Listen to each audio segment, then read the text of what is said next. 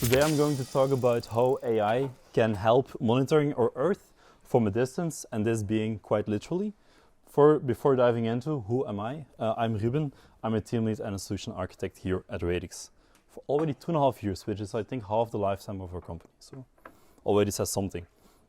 What we're going to discuss today is quite similar to the first two presentations, where we are going to have a look at a lot of different use cases that all follow a similar trend. The trend beginning with remote sensing. What is remote sensing exactly? It's just purely the fact of a satellite, a drone, if it's an airplane also possible, from high above, that it takes pictures of our Earth. And then we're going to process this with machine learning and some expert intelligence. I was told not to stand in front of the screen, so I'll stand here again. And then afterwards, once we interpret these photos, these insights that we generate, we're going to enable different use cases, be it for a farmer, for a data scientist, or for potentially other end users. So I said we were going to look at the Earth from a distance, so let's do so.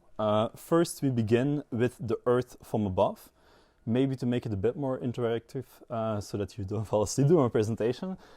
Does anyone have any idea what type of use cases that we would do on like the bigger global scale if we would have information on it? Anyone, any ideas on potential use cases? Weather forecasting? Weather is indeed already my first use case, so thank you for that one. Indeed, predicting weather or more or less extreme weather events is quite valuable for our world. In this specific case where we have extreme weather events is important so that we don't have too many losses due to these extreme weather forecasts like hurricane storms or floods. To give you a number, Hurricane Ian in September 2022 already made 160 fatalities and almost $113 billion of damages. So these are quite massive numbers, and obviously this is something that we want to prevent. So a solution to that would be to provide accurate and timely predictions of these extreme weather events so that people can mitigate it themselves. Like, of course, you cannot prevent those things from happening. They will happen. But at least you can be aware of things like that coming in your way, and you can prepare yourself the fullest. Even further, we can also detect and automate extreme weather analysis via the remote sensing.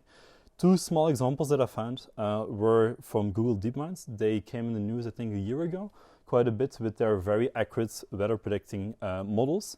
Nowcasting will predict the weather until 90 minutes upfront, which is not that much, but it's highly accurate, like almost 100% accurate. And GraphCast is something from half a year ago that already goes 10 days into the future. So you can see it, the more recent models go further into the future, and hopefully this keeps on expanding. Now, for who is this actually for? Emergency responders, and given the last week's weather, also for Belgians, I would think it's quite nice to know. And what would this look like is to have more informed forecasts. In order to zoom further into the Earth, we face our biggest enemy as remote science or remote sensing scientists, and these are the clouds. If you want to observe the Earth properly, we have to get rid of the clouds first, because these are the main source of noise in our data. And next to that is also quite challenging for a lot of data scientists that are not yet familiar with machine learning to erase these clouds from the data so that they can focus more or less on what they actually are developing. Luckily also for that, obviously otherwise I wouldn't talk about it, there is a solution for it. One solution would be to look through space and time in order to predict what would happen behind the clouds. So space means to just like look next to the clouds, and time being like look at yesterday or the day after tomorrow to see if what would happen behind the clouds. So that then a data scientist would have a very clean data of the predicted field, for example, so that they can focus only on what really matters to them.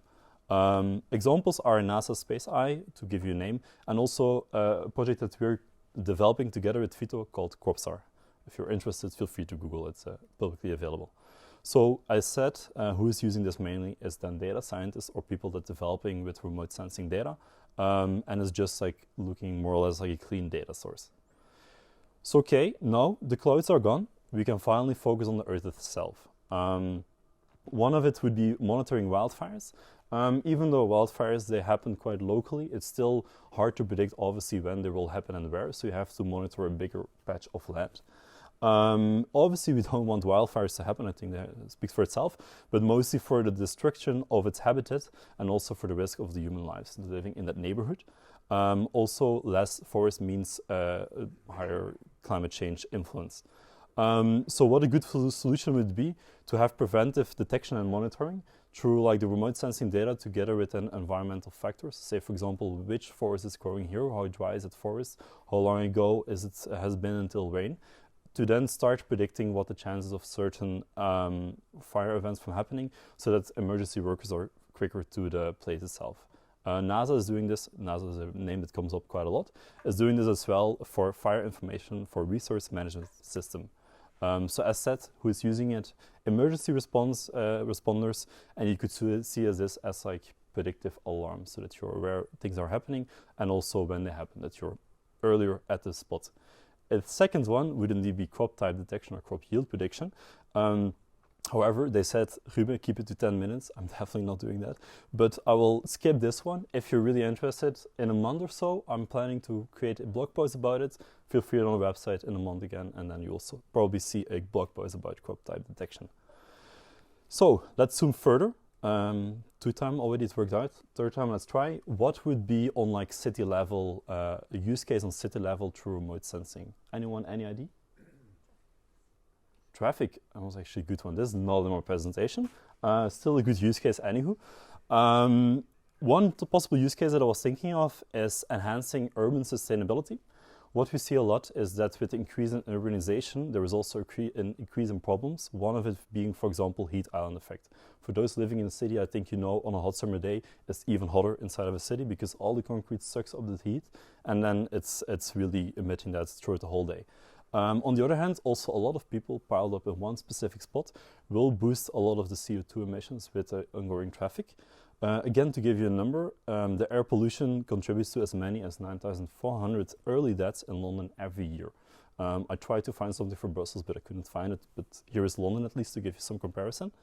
So how can we solve this through the remote sensing and AI? We could combine both on-ground sensors and remote sensing data and try to couple those together to predict how hot certain areas of our city will be and also how it will evolve over time. And then we can start mitigating those things. Say, for example, instead of having like a blank parking lot, try to plant some trees in the middle or have some green roofs on top of the apartments to bring this heat down in our city. Or have, for example, targeted interventions like support more for like public transport instead of having private cars. So who's mainly benefiting from this? More than one person, obviously, but I think the city planners is definitely a big part of their job to know what is going on in the city, and then you could see this as like a sort of dashboard over time. If you then zoom in even further, and don't worry, this is the last one I will do.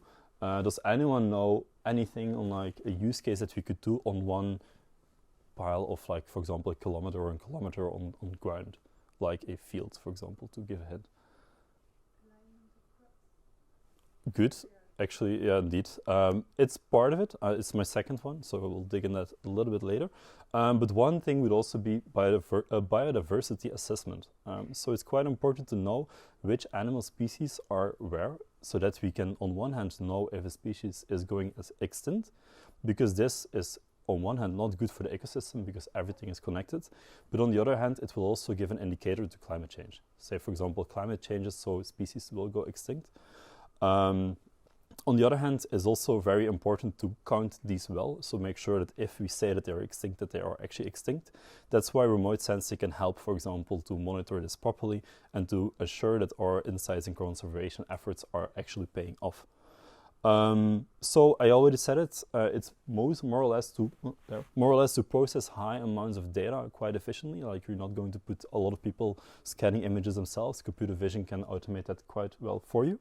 And on the other hand, there's also habitat mapping and modeling. So already knowing like how will habitats of species evolve over time, and how has that an impact into the climate as well. So that we can also potentially put in proactive measures. Like, say, for example, this part of the forest needs to stay because there is an endangered species living there. Who is using this? Biologists. And how would it look like by distribution maps, for example. A last one is more like broader than mentioned before, but is to enhance sustainable agriculture. in a nutshell, agriculture is quite difficult. There are a lot of things to keep in mind. Say, for example, which resources to take, how to treat your plants well, and then to scale that up over like a lot of fields. Because like a farmer nowadays doesn't have one field anymore. And as I said, it's also very resource dependent. You don't want to be wasteful with your resources, both for the money of the farmer, but also for the environment itself. Because, for example, water, we don't want to have drink water or something like that in our fields. And the last point is the usage of chemicals. The less chemicals in our food, for example, the better, I would say. So through remote sensing, we can ensure that good agricultural practices are met. Say, for example, we can look if there are crops dying out, so then only then to apply the pesticides and not upfront. We can see when the crops need more water, need maybe less water, and so on, so that we can minimize our climate footprint. An example that I showed here is Farminout, but you would be amazed how many applications like these already are on the market by now. So I think mostly the farmers would benefit from this, but I think you can also see it bigger, like say, for example, the food industry, to know, for example, where everything is going and if everything is still going well. And you could see it as a sort of an application. So that was a bit. Let's now just zoom out and we again say what we just mentioned. The main conclusion, I think, from this presentation that there is a lot going on. And a lot of use cases are specifically then enabled through remote sensing, where through the data out of satellites, airplanes and drones, and together with the expert knowledge and the processing power that machine learning enables us nowadays, we can help a lot of different people with a lot of different problems.